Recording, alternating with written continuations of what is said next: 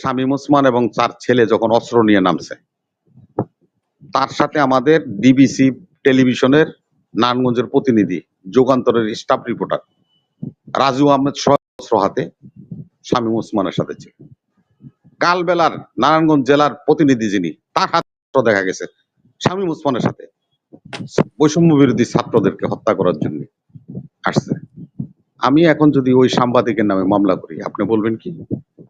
এই দেখো বিএনপি সাংবাদিকের নামে মামলা করতেছে। হত্যাকাণ্ডের সাথে ওই সাংবাদিকরাও জড়িত। ৩ তারিখে হাসিনার লগে ব্যবসায়ী সমাজ FBCCI সালমান রহমানের নেতৃত্বে যারা হাসিনার সাথে যায় বৈঠক করছে আর বলছে বারবার দরকার শেখ হাসিনার সরকার, আজীবন আপনার সরকারে থাকবেন, তারা এখন দিব্যি আরামে ঘুরে বেড়াচ্ছে। চা দোকানে মন্ত্রীরে দেখা যায়, নিজামুদ্দিন আউলিয়ার মাজারে, বুঝছেন নাকি, ওই যে ফুদিলে উড়ে যায় বাংলাদেশের মানুষ, খেলা হবে হেরে দেখা যায়। এগুলি দেখার সুযোগ কোন বিএনপি, আওয়ামী লীগ, জাতীয় পার্টি, আর সরি আওয়ামী লীগ বলতেছে, নাউজুবিল্লাহ, এই জাতীয় পার্টি বলেন, এই আপনার জামাত ইসলামী বলেন, এই কোন রাজনৈতিক দলের এই সুযোগ নাই ভাই। রাজনৈতিক দলের সুযোগ নাই, রাজনৈতিক দলের প্রবলেম আছে। আপনারা, আমি মনির ভাই বলি, দেখবেন বানর যখন একটা গাছের উপর উঠতে চায় আর একটা পিছনে লেজ ধরে টানে। আপনি আওয়ামী লীগের চেয়ারম্যানের নিয়ে বাইতে রাখবেন, রহমানী ভাই আস্তে করে যায়, রবির বাড়িতে আছে, রহমানী ভাই যায় কইব কি, আরে ওই চেয়ারম্যানের না হের বাইতে রাখছে। আমরা বাঙালি এত খারাপ, ট্যা খাইবেন, ট্যা খাওয়ানোর কোনো কায়দা নেই, যারা খাওয়ার তারা খাইছে। সেহেতু সেই দিকগুলি দৃষ্টিকোণ রাখলে আপনি বুঝতে পারবেন যে স্বাভাবিক অবস্থায় মানুষ চলে না, মানুষ অস্বাভাবিক অবস্থার মধ্যে আমরা দিনপাত করতেছি। আজকে যে কথা বলছেন যে মানবতা বিরোধী অপরাধ, এখানে একজন চিফ প্রসিকিউটরকে আমরা নিয়োগ দিছি। ভাই, মানবতা বিরোধী অপরাধের ট্রাইব্যুনালের বলেন নাকি 21টা হলো আদালত, এখানে 21টা আদালতে 2 জন করে হলে 22 জন আপনার বিচারক নিয়োগ করতে হবে। আমরা কোনো বিচারকই নিয়োগ করিনি। কোন মনে করেন যে এখানে বিউ লাগবে, এটা লাগবে, সেটা লাগবে, এটার পুরো একটা সেট লাগবে, কোনো সেট এখানে নেই। একজন চিফ প্রসিকিউটরকে আমরা নিয়োগ দিয়ে রাখলাম। তাহলে এই যে বিচারটা, এই যে বিচারের বাণী নিবৃতে কাঁদে, এ কথাটা তো এই জন্যই আসছে। এই বিচার কখন সমাপ্ত হবে বল? যারা এই মানবতা বিরোধী অপরাধ করছে তাদেরকে আইডেন্টিফাইড করে আপনি কখন এটা করবেন? করার সুযোগ নাই। এটা লং প্রসেসে চলে যাবে। তখন দেখা যাবে যে সুকরঞ্জন বালি মতো একজন সাক্ষীকে কলকাতায় পাওয়া যাইতেছে, এমন অবস্থা হয়ে যাবে। তো এখনই হয়ে যেতেছে, তখন হবে না মানে কি? তখনও হয়ে যাবে।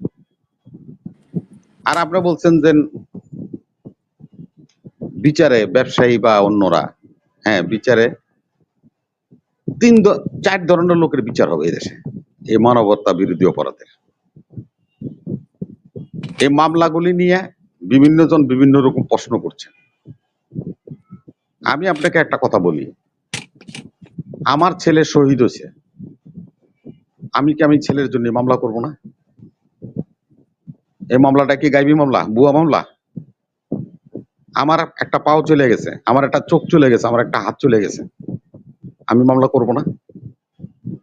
হ্যাঁ, মামলার মধ্যে কিছু অনিয়ম হয়, হয়তো বা কেউ ইনফ্লুয়েন্স করে, কেউ হয়তো 10টার নাম বা 5টার নাম বা 2টার নাম হয়তো বা দেয়, কিন্তু যাদের নাম দিছে তারাও কিন্তু আওয়ামী লীগ করে, তারাও আওয়ামী লীগের সহযোগিতা করছে।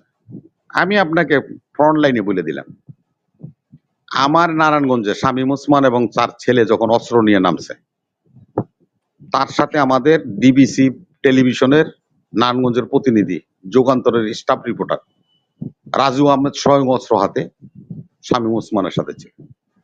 কালবেলার নারায়ণগঞ্জ জেলার প্রতিনিধি যিনি, তার হাতে অস্ত্র দেখা গেছে শামীম ওসমানের সাথে, বৈষম্য বিরোধী ছাত্রদেরকে হত্যা করার জন্য আসছে। আমি এখন যদি ওই সাংবাদিকের নামে মামলা করি, আপনি বলবেন কি? এই দেখো বিএনপি সাংবাদিকের নামে মামলা করতেছে, ভুয়া মামলা, এটা নাকি ভুয়া মামলা। আরে মিয়া, অস্ত্র লয়ে আমার পোলাপাইনের গুলি করছে মিয়া, আমার চোখের সামনে, আমি তার নামে মামলা দিছি, আর আপনি কোন ভুয়া? 1300 মাইল দূরত্বে বসে আপনারটা শুনবো না আমারটা শুনবে মানুষ? আর একটা কথা আপনার বলে দিই মনির সাহেব, শুনেন, 4 ধরনের লোকের বিচার হবে। একটা হলো যে হাসিনার লোকের সাংবাদিক সম্মেলন করছিল না 52 জন সাংবাদিক প্রবাস আমিন, ওই যে এরা কি কি সেমরি টেমরি মিল্লা,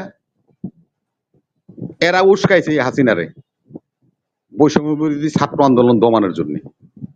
তাদের ভিডিও রেকর্ড আছে, দেখেন এগুলি সব চেক করেন কি কি বক্তব্য তারা হাসিনারে বলছে।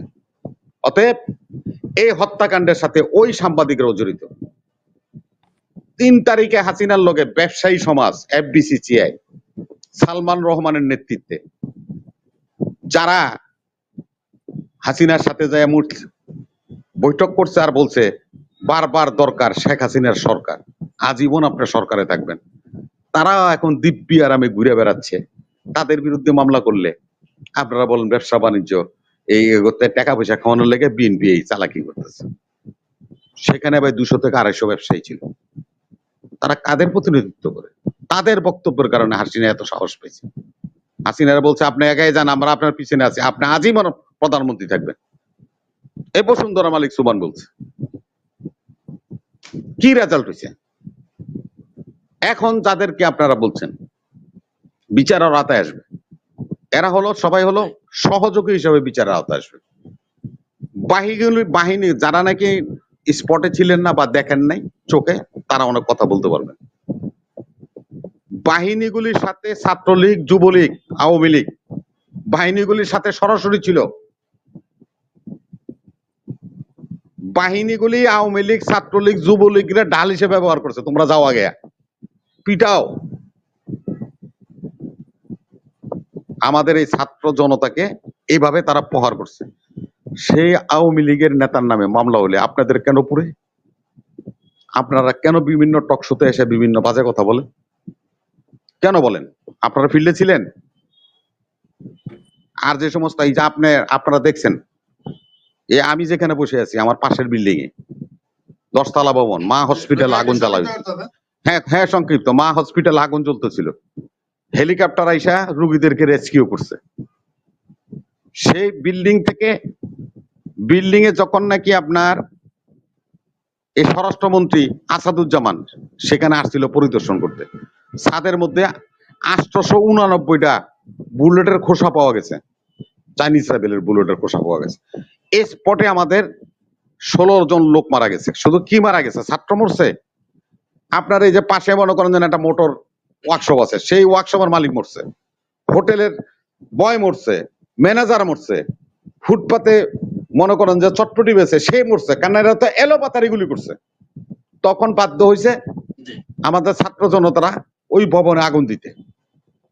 তাহলে ভাই আপনাদেরকে তো বুঝতে হবে আজকে কোথায় আছে দেশটা। আমাদের এখানে 26টা স্থাপনাতে আগুন দিছে, আপনারা জানেন, সবাই দেখছেন। নারায়ণগঞ্জের পাসপোর্ট অফিসে আগুন দেওয়া হয়েছে। 62 বিজেপি হেডকোয়ার্টার আমাদের নারায়ণগঞ্জে, সেটাতে আগুন দেওয়া হয়েছে। শিল্প পুলিশের আপনার হেডকোয়ার্টার আগুন দেওয়া হয়েছে। নম পার্ক, নাসিম ওসমান পার্কে আগুন দেওয়া হয়েছে। আপনার শামীম ওসমানের বাড়িতে আগুন দেওয়া হয়েছে। রাইফেল ক্লাবে আগুন দেওয়া হয়েছে। শামীম ওসমানের বাসের ডিপুতে আগুন দেওয়া হয়েছে। নারায়ণগঞ্জ নগর ভবনে আগুন দেওয়া হয়েছে। 7টা থানা ঘেরাও করে পুলিশকে নিরস্ত্র করে বাইরে করে দিছে এই ছাত্র জনতা। আমাদের এই অর্জনকে আপনারা কুলুষিত করার জন্য, দুলিশ্বাত করার জন্য এখন নতুন নতুন সেক্টর নিয়ে আপনারা নামবেন আর বিভিন্ন ভাবে নিজেদের মধ্যে বিভাজন সৃষ্টি করতে করবেন। রাজনীতিবিদরা এতই বোকা না, তারা যে বক্তব্য রাখে, এই ফখরুল ইসলাম আলমগীর জানে না যে আমি যদি এই কথা কই তাহলে আমার বিরুদ্ধে মানুষ যাবে? জানে তো, জানেই বলছে।